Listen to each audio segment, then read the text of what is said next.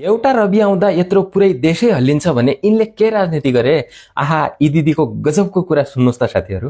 पहिलोचोटि चितवनले जिताएर रविलाई संसदमा पठायो, त्यसपछि फेरि रविको नागरिकता किर्ते भयो, के भयो, अमेरिकी एजेन्ट के हो भनेर फेरि रविलाई भयो भने मुद्दा ल्याइयो।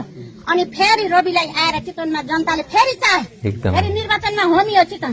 अनि होमिँदाखेरि फेरि पनि उति मत दिएर रवि जानुभयो। जाँदाखेरि देशैभरिको कांग्रेस रविमाथि, देशैभरिको एमाले रविमाथि, देशैभरिको अपिल रविमाथि, देशैभरिको पुलिस रविमाथि, देशैभरिका न्याय अदालत सबै रविलाई जन्जिर लगाए।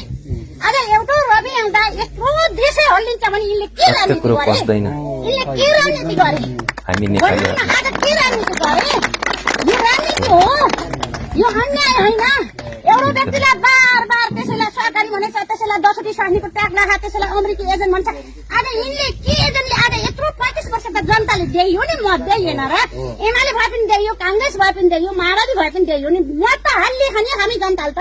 तर यिनले हाम्रो मतको पर्दा गर्न पर्दैन कि संविधान राम्रो लेखियोस् कि सबैले कानुन एउटै होस्। कुरा सुन्नमा सामान्य लागे पनि कुरा एकदम गम्भीर छ है साथीहरू। यो फागुन 21 गते हुन गइरहेको चुनावमा केही पनि कन्जुसाइ नगरी राम्रो सक्षम व्यक्तिलाई जिताउन अति आवश्यक छ क्या।